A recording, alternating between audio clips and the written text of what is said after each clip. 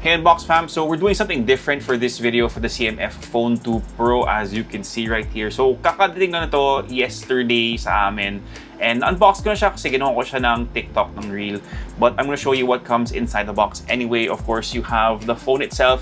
And sobrang natuwa ako kasi nakuha namin yung white version ng CMF. Lahat kasi ng videos na nakita natin recently from like MKBHD and Mr. Who's the Boss, lahat orange yung pinapakita nila. So yung nakita ko to, yung first reaction ko talaga was like, it was super clean. I'm cleaning it up for this video kasi baka ma-demonetize tayo. Pero F-bombs were dropped kasi ang ganda niya talaga. Sobrang linis ng white design. And I was really happy to get this kasi yun na nga, yung orange yung nakita natin. But let me show you guys what else we have inside the box. Tabi ko muna tong box mismo. You have a jelly case. So very, very great that we have this kasi yung Nothing Phone 3A wala.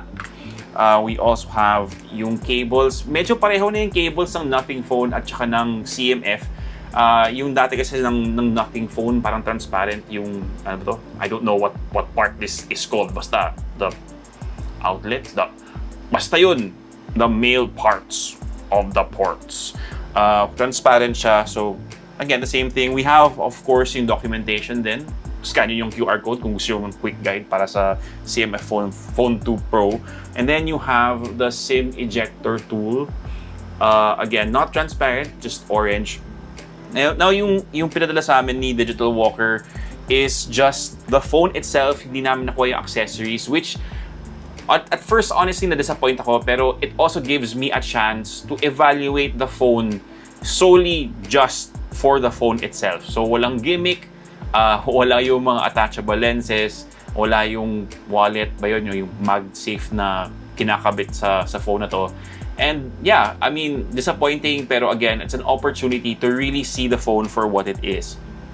Now, yun, I was actually checking kanina kung yung Widevine L1 certification niya is great. So, yun na nga, like, again, I think this design looks super duper clean. It's two-toned and medyo warm white siya. I don't know if it's registering on screen kasi of my white balance, I guess. Pero to the eyes, kung nakita ko, medyo warm white siya, and then you have a gray version, like a gray, not gray version.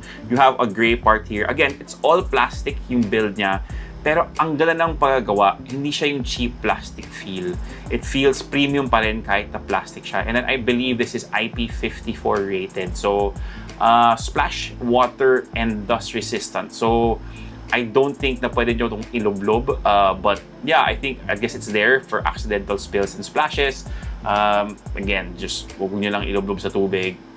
Accidentally, pwede. Pero yung mga dadunk nyo talaga, definitely not. So, again, this phone looks super duper clean. We'll get to the display in a bit. You also have yung stainless steel screws. It's just too bad na hindi na removable yung backplate. Again, if you've been watching videos about that, everyone's saying na it's such a missed opportunity na ginawa nila CMF Phone 1 tapos tinanggal nila sa 2 Pro. Kasi, again, it was a great chance to use this phone without a case kasi pwede mo sanang palitan.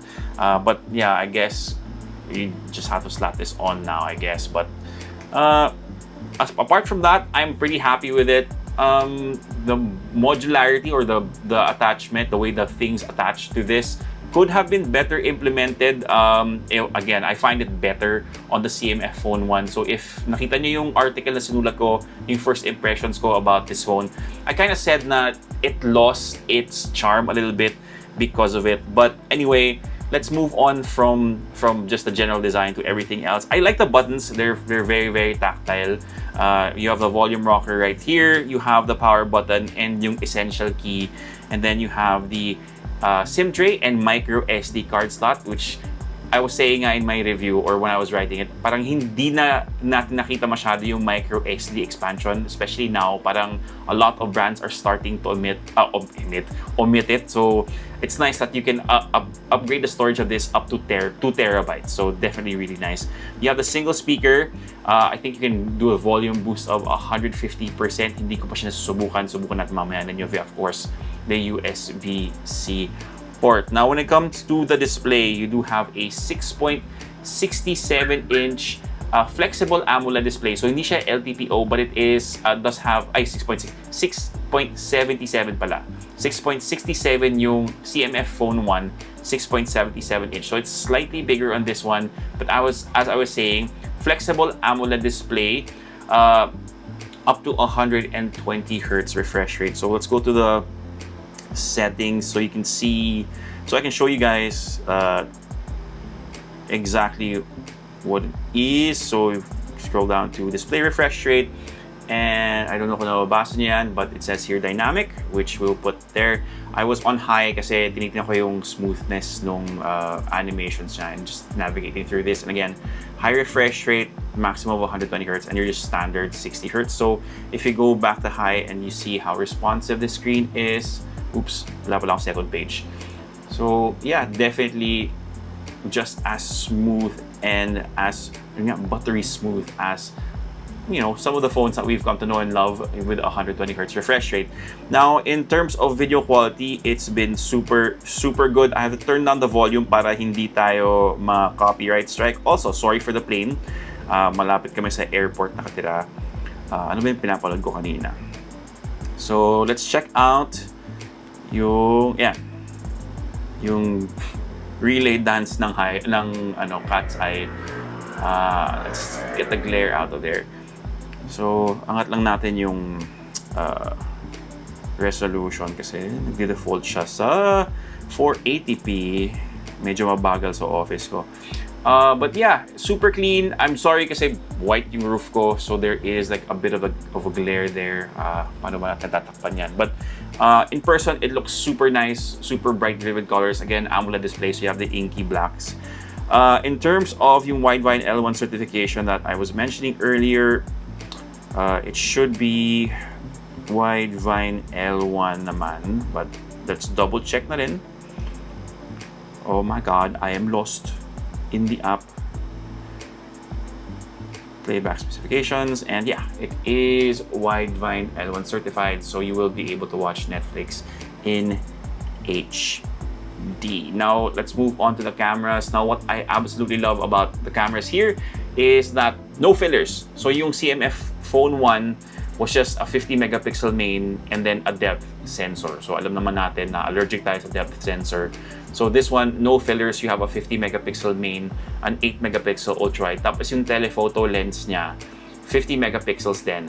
I'm not sure kung may OIS, but the fact that you get this and kahit na 2x zoom lang siya, it is capable of 20x digital zoom, but I'm expecting it to be super dirty. Actually, I do have a photo here already that I took. Konti pa lang kasi, again, sobrang fresh, hindi pa namin nalabas. I'll flash that on screen so you can see. This was taken by the telephoto lens, well, just in my office. Mukhang okay naman siya, sharp naman at least yung details as far as the phone is concerned if you just look at it here. And then like my keyboard that I just got recently kasi namatay na yung Keychron K2 ko.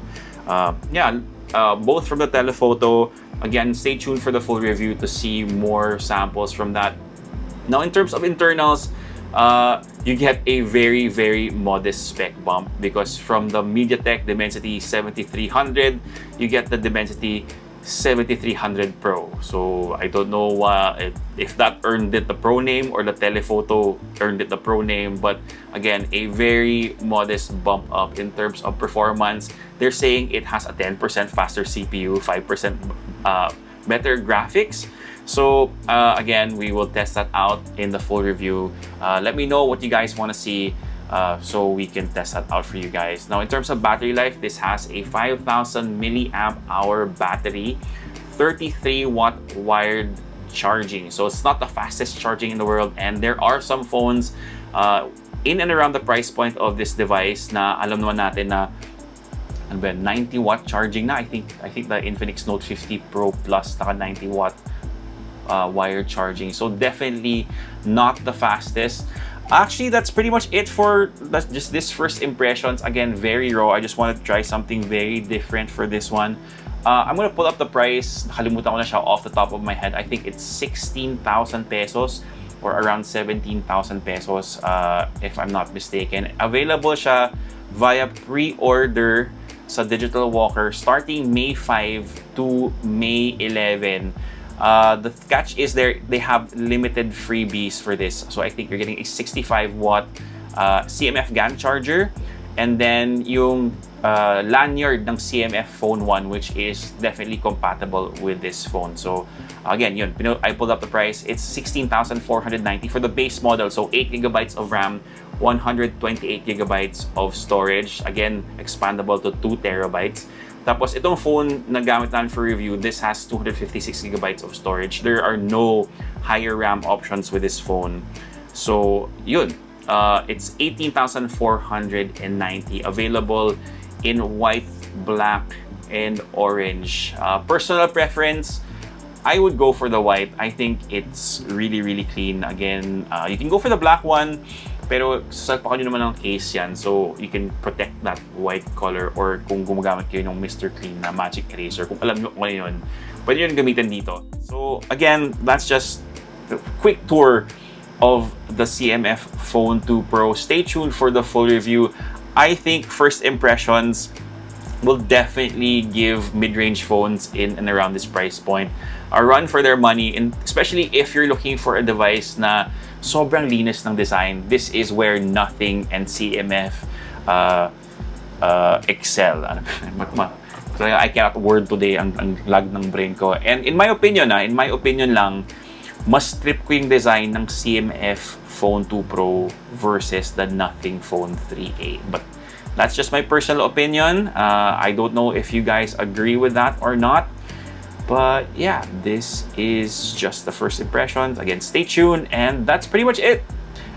Comment if you like this style of video, especially if you're just giving our first impressions. Again, very raw, very real. As in, ito naman, naglalag yung brain ko, mali yung pronunciation ko ng words, nabubulol ako. But if you like this video, give us a thumbs up, let us know what you think. Yeah, and comment down below. See you guys in the next one. Peace!